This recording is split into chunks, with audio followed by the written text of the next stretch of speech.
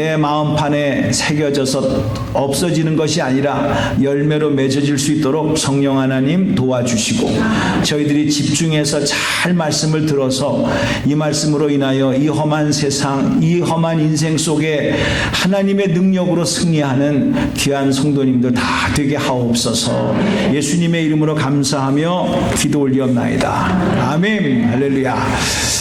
자, 우리가 이제 7월 중순부터 8월 말까지 이제 여호수아서를 가지고 지금 공부를 하고 있고 공부를 하게 될 것입니다. 성경에서 나타난 여호수아는 참으로 하나님의 나라를 이루어가는 데 있어서 중요한 부분을 차지하고 있는 내용입니다. 하나님의 나라가 이루어지기 위해서는 하나님의 법이 있어야 되고, 그 다음에 백성이 있어야 되고, 그 다음에 백성이 거할 땅이 있어야 되는데, 여호수아서는 바로 그 땅을 마련하는 작업을 하나님께서 하시는 것입니다. 여러분들이 이 땅에 살고 있지만 이 세상은 공중 권세 잡은 자들이 살고 있는 세상이기 때문에 여러분들은 하나님의 말씀을 따라서 영향을 받고 살아가기도 하지만은 사탄의 말을 듣고 살아가는 경우도 있다라는 거예요.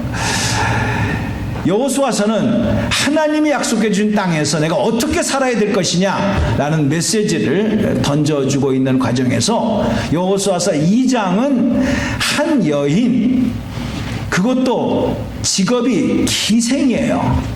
좀 점잖게 표현된 것 같아요. 기생이. 이 창녀거든요. 정확하게 표현을 하게 되면은. 그 여인이 믿음을 가지고 하나님 편에 서서 사역을 했던 모습을 기록하고 있어요. 오늘 저는 이 말씀을 가지고 이 여인이 어떻게 명문 가문을 만들었는가라는 것을 한번 말씀을 통해서 조명해 보기를 원합니다. 여러분도 뉴스를 통해서 잘 아시는 바와 같이 시즌이 끝나게 된다거나 어떤 은퇴를 하게 될 때에 NBA, 농구라든가 또 베이스볼, 야구라든가 거기에서 엄청난 기록을 남기고 훌륭한 선수로서 이름을 날린 사람들은 명예의 전당이라고 하는 그런 어떤 잔치의 이름이 올려가면서, 그러면서 가문의 큰 영광을 드러내는 일들을 우리는 보게 됩니다. 스포츠도 그렇고 예술 분야에서도 그렇고 그렇습니다. 그게 생기게 된 스타트가 있었어요. 미국에서 처음으로 시작을 했는데 처음에는 그렇게 시작된 것이 아니었어요. 1900년 뉴욕에서 시작된 것입니다. 그림을 보시게 되면 뉴욕 시립대학 브롱크스 커뮤니티 컬리지라고 하는 그 대학에서 저 원으로 되어져 있는 저 건물에 위대한 미국인의 인물들이 있는데 그냥 우리가 넘어가서는 안 되겠다. 그래가지고 그 대학에서 저 건물을 짓고 거기에 그동안 미국에서 정치적으로 경제적으로 위대한 영향을 준 인물들을 우리가 선정을 해서 저 원형에다가 흉상을 만들어서, 그래서 진열을 해놓고 그 사람의 사진, 그 사람이 사용했던 물건들을 진열을 쫙 해놓고 많은 우리 젊은이들이, 2세들이 또 어린 학생들이 이곳에 방문할 때 와, 미국을 미국답게 위대하게 만들었던 인물들이 이런 인물들이었구나 라고 해서 교육을 하기 위해서 그렇게 만들어 놨습니다. 이게 최초로 명예의 전당, Hall of the Fame이라고 하는 그 명칭으로 그렇게 시작을 했습니다. 지금으로서는 현재 102명의 미국에 지대한 영향을 줬던 인물들이 거기에 쭉 이렇게 진열이 되어져 있다라고 그렇게 합니다. 이렇게 시작이 됐던 거예요. 그랬다가 그게 너무 이제 참 가문의 영광이고 많은 사람들에게 좋은 영향을 주니까 이거 거기만 할 것이 아니라 각종 스포츠에도 미술에도 뭐 음악에도 예술의 명예의 전당을 만들어서 그 사람의 이름을 높이고 그분이 그 분야에 업적을 남긴 것을 후배들에게 알려줄 필요성이 있다. 이래가지고 이제 각 분야별로 명예의 전당이 생기게 되어졌습니다.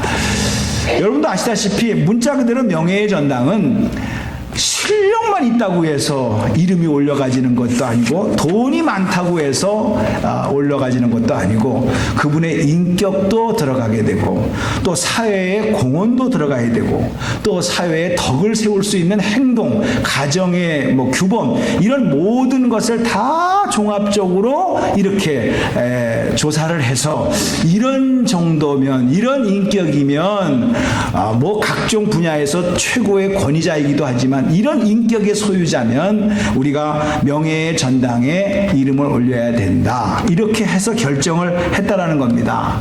그래서 실질적으로 야구 선수 중에서 유명한 그 선수가 있었는데 당연히 그 실력으로 봐서는 올라가야 될 건데 이분이 마약을 했어요. 그 바람에 명예의 전당에 올라가지 못하는 그런 일도 실제로 미국에서 생겼습니다. 그 중에서 이제 자랑스러운 한국 사람 중에서 여자 중에서 우리나라 여자 골프가 상당히 참 이렇게 열심히 운동을 잘하는데 그 중에서도 바로 저 박세리 선수가 명예의 전당에 처음으로 우리나라에서 여자 골프 선수로서 2007년에 플로리다주에 있는 명예의 전당에 등록이 되어졌고 그리고 회원으로 있게 되어졌습니다. 이어서 훗날 바로 2016년 올해에 박세리에 이어서 박인비 선수가 모든 자격과 인품이 다 완성이 되어지게 되고 그래서 명예의 전당에 이름이 올려지게 된 두 번째 선수로서 그렇게 알려져 있습니다. 자, 세상에서는요 이렇게 잘하면은요 그렇게 되어져 있어요. 그런데 그거는 나중에 보여줘야 되는 거예요. 저거는요 전혀 상관이 없는 거예요. 자, 세상에서도 이렇게 분야에서 월등하게 잘하면은요 치열협하고 그리고 많은 후배들에게 존경심을 불어넣기 위해서 이렇게 명예의 전당을 만들어 놓고 이름을 올려놓고 그래서 전시를 하고 있어요. 근데 저는 깜짝 놀랐어요. 성경에도 명예의 전당이 있어요.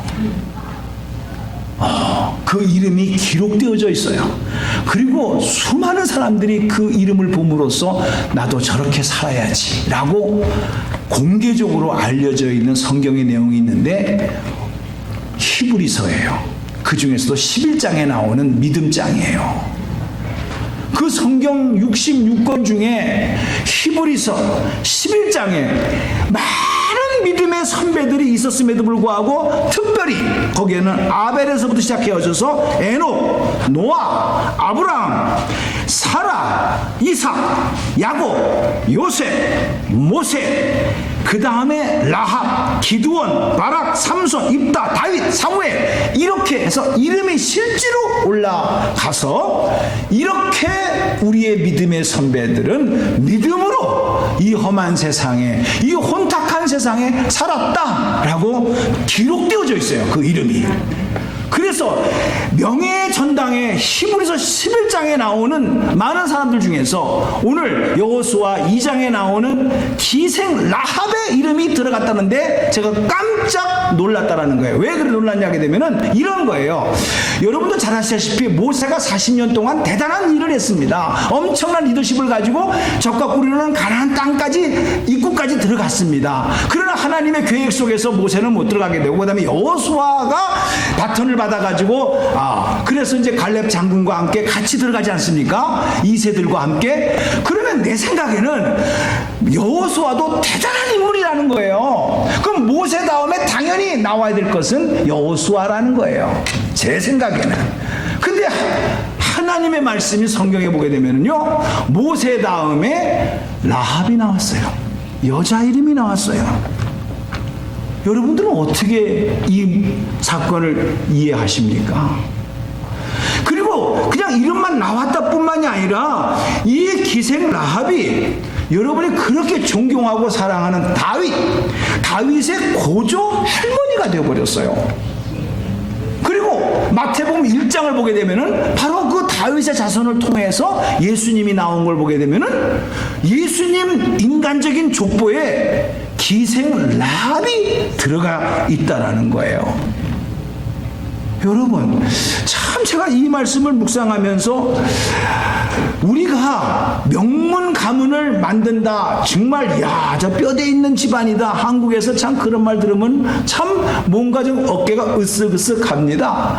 그것이 무슨 기준으로 했던지 간에 세상에서 참 좋은 집안이다, 뼈대 있는 집안이다, 우리의 집안에서 누가 나왔다, 뭐 이렇게 자랑을 하는 것이 참 우리 한국 문화의 특징인데, 우리가 이 땅에 살면서 무엇을 가지고 명문 가문을 만들 수가 있을까라고 생각을 하다가 제가 이 기생 라합을 보면서 할 말이 생기더라고요. 말씀을 통해서.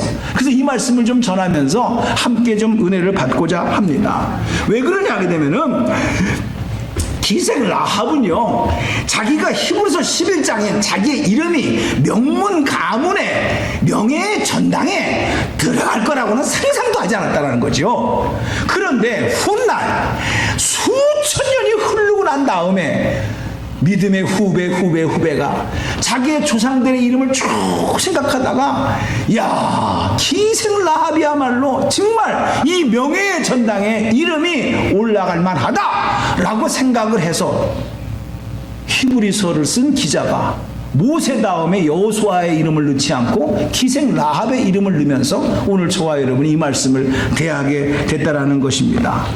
그러면 우리가 생각하는 대로 라합이 무슨 형편이 좋아서 그랬는가, 환경이 좋아서 그랬는가, 그게 아니었다라는 거죠. 저와 여러분이 오늘 우리의 이민생활 속에서 어려움을 겪고 삶에서 불편함을 느끼는 모든 것들 똑같이, 아니면 더하면 더했지, 더 힘들으면 더 힘들었지, 우리보다 훨씬 더 열악한 상황 속에서도 어떻게 라합은 이 명예의 전당에, 다시 말씀해서 명문 가문을 세우는데 기초를 낳을 수가 있었을까라는 것을 생각해 볼 때, 첫 번째, 라합은요, 여러분이 잘 아시는 바와 같이 유대인이 아니었어요. 이방 여자였다라는 거예요. 이방 여자. 그게 뭐 어때서요? 인종차별하는 겁니까? 라고 하겠습니다만은, 여러분 기억나십니까? 예수님께서 오셔가지고요, 이렇게 이방 사람들에게 대해서 말을 했어요. 예수님께서 사역을 하실 때 이방 땅에 갔었어요. 그러니까 이방 땅에서 예수님이 오셨다 하니까 수로보리게 지역에서 한 여인이 자기 딸이 귀신 들린 그 딸을 보고 너무너무나 가슴이 아파가지고, 그래서 예수님이 자기 땅에 오셨다고 하니까 예수님이면 고쳐줄 것 같으니까는 예수님한테 부탁을 했어요. 주님, 내 딸이 귀신 들려가지고 너무너무 힘든데 고쳐주세요. 고쳐주시니까는 예수님 입에서 하는 말이 뭔지 아세요? 자녀의 떡을 취하여 개에게 던짐이 마땅치 않다. 마가복음 7장 27절에 그렇게 말씀했어요. 예수님 입에서도요, 이방 사람들을 개처럼 취급을 했을 정도라는 것은, 그것은 그 당시에 유대인들이 이방인들을 보는 관점을 그냥 설명해 준 거지요. 그러니까 남들이 다 그렇게 생각을 하면서 개처럼 취급을 하는데, 너는 그래도 믿음을 가지고 끝까지 나에게 올 수가 있느냐라는 것을 테스트해 보기 위해서 예수님께서 그렇게 한번 던져본 말이지요. 그만큼 오늘 라합이라는 여자는 세상에서 개처럼 취급을 받는 그런 이방 여자로서 어떻게 히브리서 11장에 그 명예의 전당에 명문 가문을 만드는 그 기초를 쌓을 수가 있었을까? 참 열악한 환경이었다라는 것을 우리는 생각해 볼 필요가 있다는 거죠. 두 번째로, 더 힘든 게 있다는 거예요. 그 여인의 직업은 기생이었어요. 창녀였어요. 술집을 운영하면서 웃음을 팔고 몸도 팔면서 생계를 유지하고 가족을 살려가는 그런 잡을 가지고 살았다라는 성경은 솔직하게 말씀하고 있습니다. 여러분, 우리가 이 말씀을 깊이 생각해 볼 필요는 없습니다. 왜냐? 지금도 그런데 종사하시는 분들 보게 되면 참 본인도 힘들어합니다. 누구는 이거 하고 싶어 합니까? 먹고 살려니까 그렇게 하는 겁니다. 누가 나를 정상적인 사람으로 받아줘서 그렇게 합니까? 그러니까 자기 자신도 변화될 수 없다라는 상황 속에서, 이 환경에서 벗어날 수 없다라는 환경 속에서 그는 자포자기를 하면서 살아가는 인생, 참 어려운 인생, 그 잡을 갖고 있는 게 바로 라합이었다라고 성경은 말씀하고 있습니다. 이런 사람이 어떻게 명문 가문을 일으켜 세우는 예수님의 족보에 들어갈 수 있다라는 말인가? 어떻게 그 피를 통해서 다윗이 나왔다라는 말인가? 우리가 참 이해하기가 힘든 상황을 우리는 봅니다.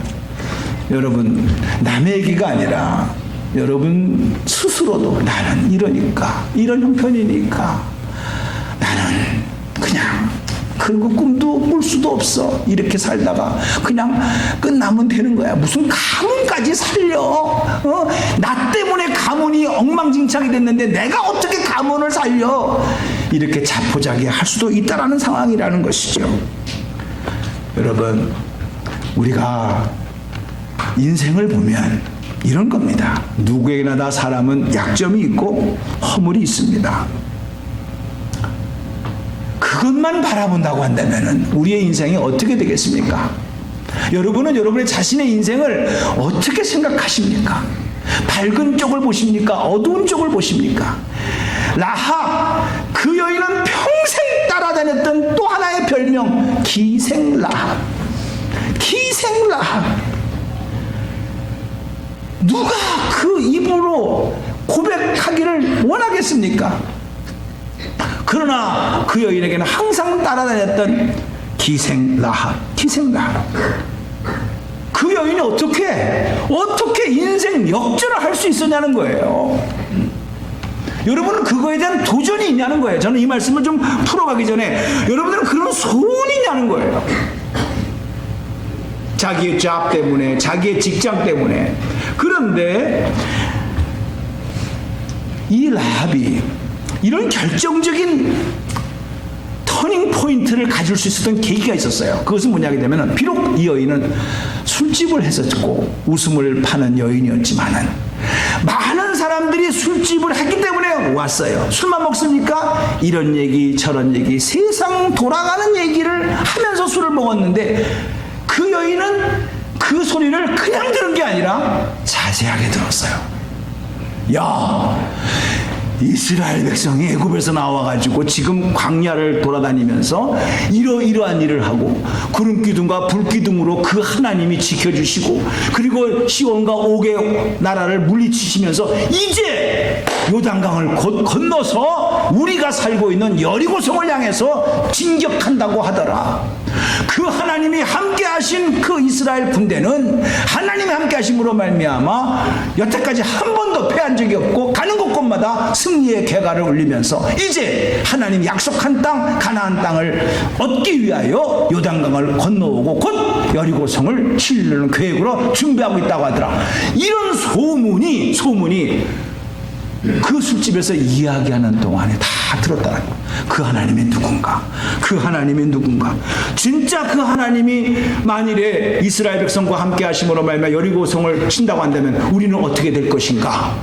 라고 생각을 하고 고민을 하면서 나는 어떤 선택을 할 것인가? 여리고 왕을 선택할 것인가? 아니면 내가 하나님을 선택할 것인가? 아마 그는 고민을 했을 거라는 거예요. 어떻게 아느냐? 마침 여호수아가요, 정탐꾼 2사람을 보내지 않습니까? 근데 자기 집에 들어왔어요. 그 정탐꾼을 숨겨줬다고 그랬어요. 어떻게 보자마자 숨겨놓을 수가 있었을까요? 그 여인은 그동안에 술집을 운영하면서 그 세상 사람들이 말하는 소리를 귀담아 들으면서 앞으로 우리나라가, 이 여리고성이, 나의 인생이, 나의 가정이 어떻게 될 것인가를 고민하며 생각했다라는 거예요. 여러분 중요합니다. 여러분이 그냥 환경에서 이런 팔자려니 나는 이거 해서 이것만 먹고만 살면 된다 라는 식으로만 생각하는 잡이 있다고 한다면은 오늘 라합은 자기의 직장을 통해서 자기의 사업장을 통해서 그는 그것을 끝난 것이 아니라 이 직장을 통해서 이 사업장을 통해서 하나님께서 뭐라고 말씀하시는가를 귀를 기울였다 이거예요. 그럴 때 정탐꾼을 숨겨줬어요. 그거는 많이 안 들켰기 때문에 다행이지. 들켰다고 한다면 그 여인만이 아니라 그 집안은 완전히 망하고 그 술집도 문을 닫았을 거라는 거예요. 이거는 그냥 결정할 문제가 아니죠. 기분으로 아닙니다. 분명한 확신이 있었어요. 저와 여러분이 그저 비즈니스 할 수 있습니다. 직장 생활 할 수 있습니다. 에이 뭐 믿음으로 했다가 직장 잘리면 어떡해. 뭐 믿음으로 했다가 사업장 문 닫으면 어떡해. 나만 손해보면 나만 손해지 뭐. 적당히 타협하는 게 얼마나 많습니까. 라합이 그 정도의 신앙을 가지고 우리 스타일로 그렇게 했다고 한다면 이런 일이 있을 수가 있었을까요? 이게 보통 문제가 아니에요. 기생 라합, 기생 몸 파는 여자 이렇게만 생각할 게 아니라 비록 잡은 비천할다 할지라도 그 여인 속에 가지고 있었던 주님을 향한 이 믿음은요 진짜 우리가 본받아야 될 이 시대에 내 가정이 무너지면 내 사업장이 손해가 오면 내 직장이 끝나게 되면 나만 손해지 뭐 적당히 신앙생활하면 되는 것이지 뭐 그걸 그렇게까지 할 수 있어. 기생 라합이 그렇게 생각했다면 이런 일이 있을 수가 있겠냐는 거예요. 참 우리가 생각해 볼 문제가 많아요. 히브리서 11장에 어떻게 그 여인의 이름이 들어갔을까? 여호수아를 지켜놓고 이유가 있는 거지요. 이유가 있는 거지요. 그는 두 명의 정탐꾼, 말이 정탐꾼이 스파이죠. 네. 그 스파이를 숨겨주고 또 이렇게까지 말합니다. 이제 본 자기네 지역으로 가게 될 때 바로 가지 마세요. 3일 동안 산에서 몰래 숨어 있으십시오. 그리고 잠잠한 다음에 그때 당신의 진영으로 돌아가십시오.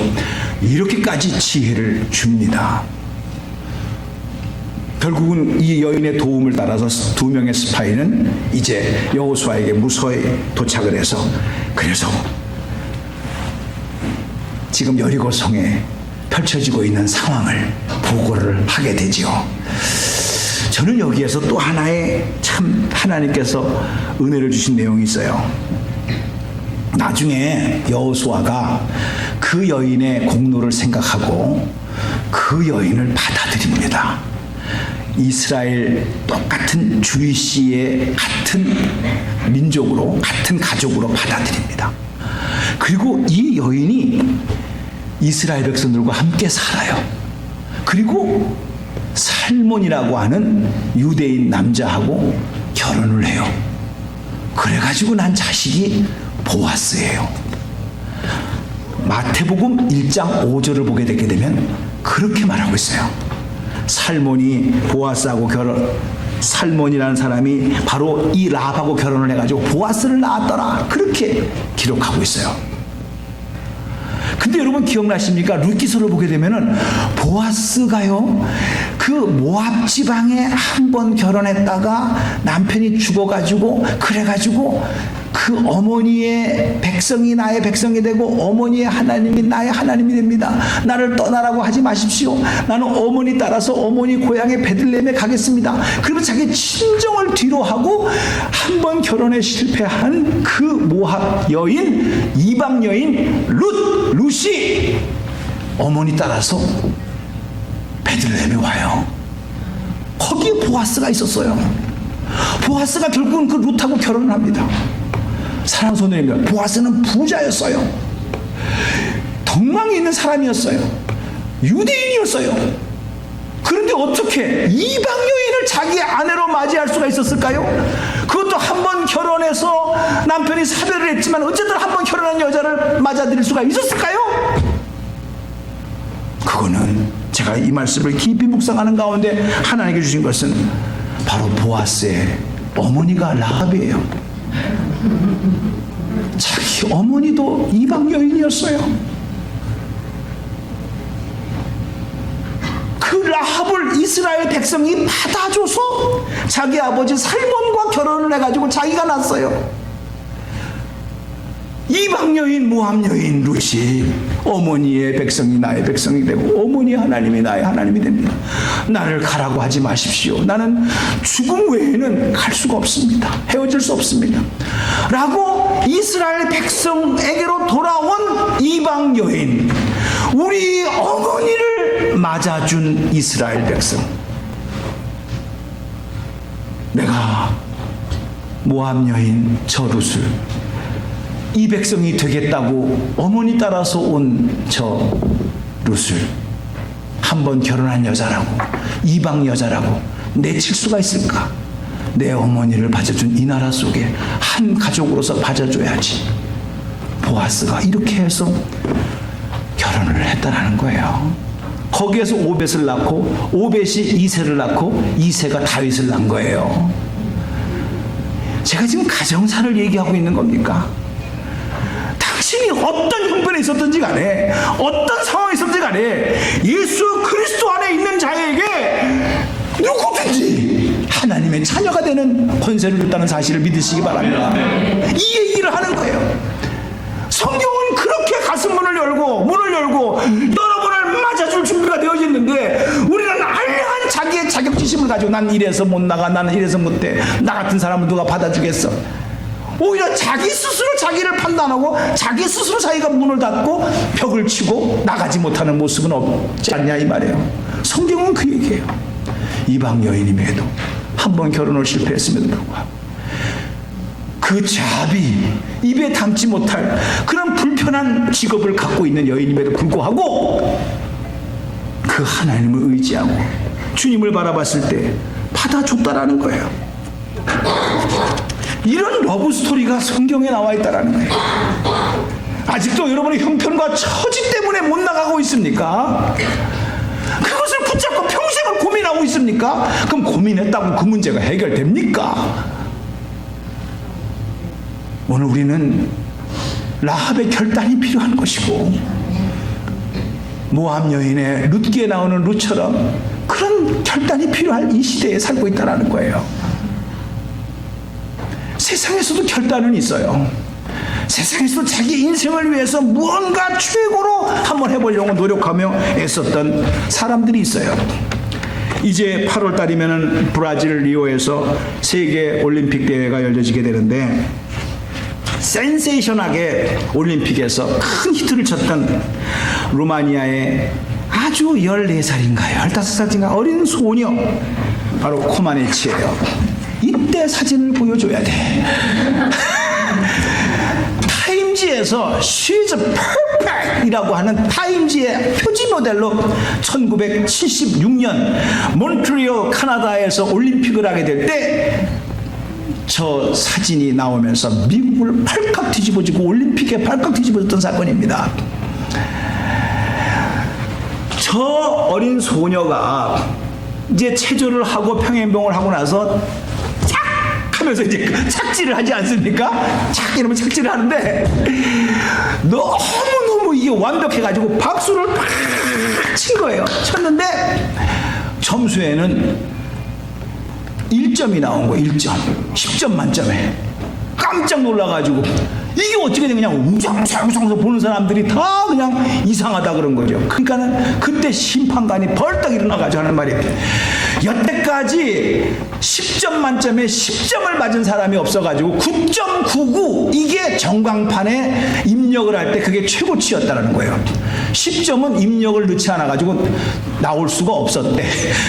그래서 친 게 1로 나온 거예요.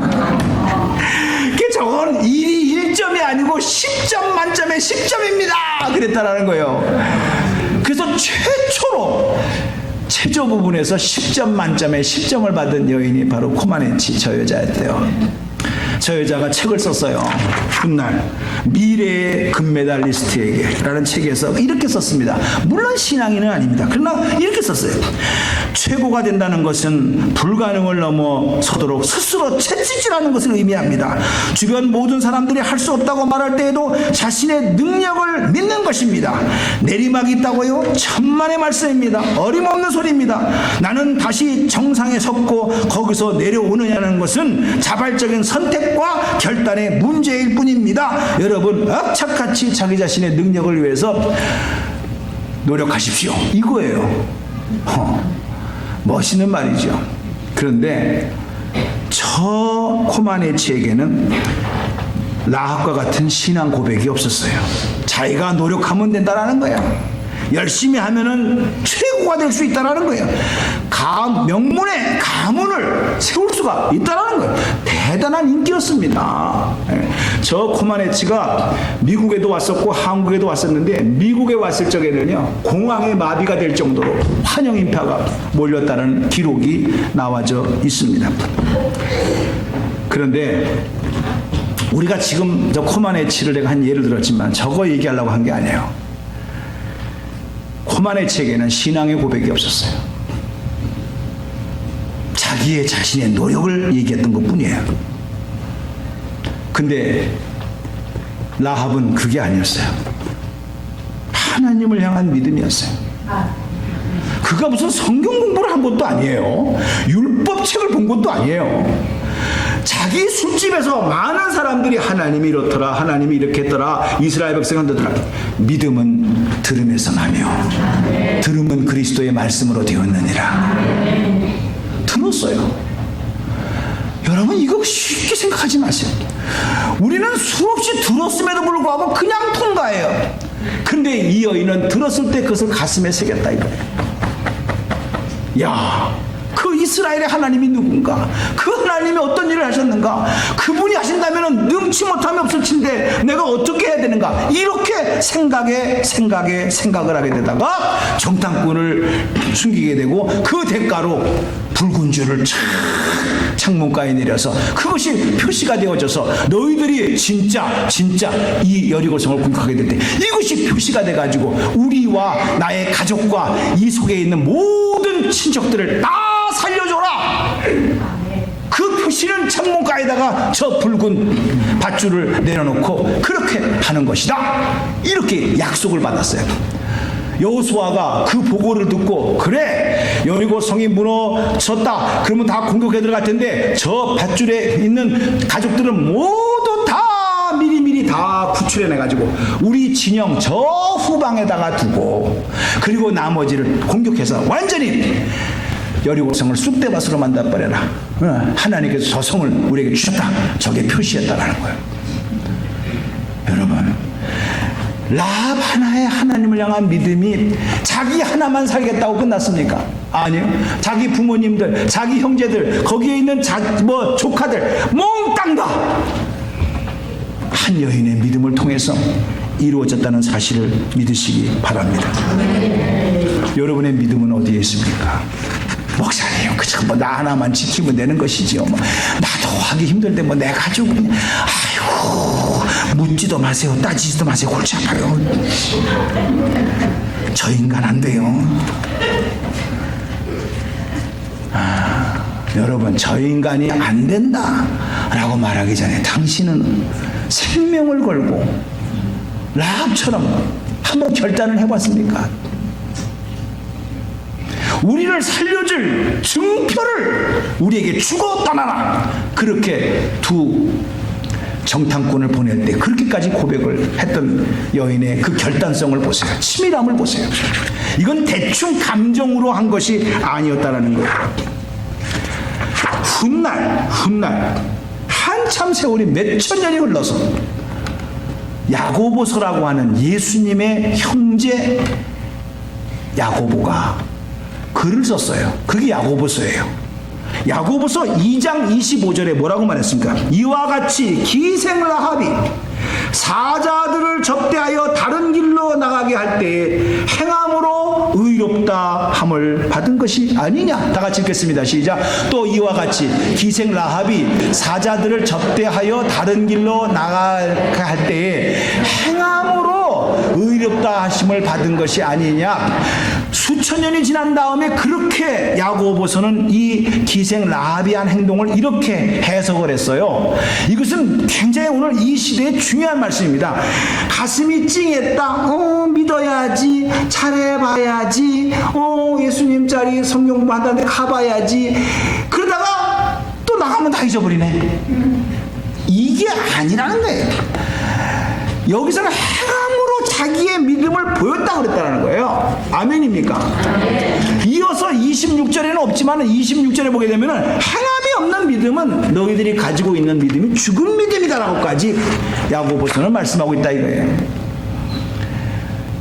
오늘 이 라합이 여인으로서, 그것도 이방 여인으로서, 그것도 그 불편한 직업을 가지고 있는 여인으로서 죽음을 각오하고 이런 결단을 내린 행함은 오늘 저와 여러분이 그냥 잘해봐야지요 요렇게 생각하고 마음으로 찡하고 짠하고 그래서 끝났다, 이게 아니었다라는 거지.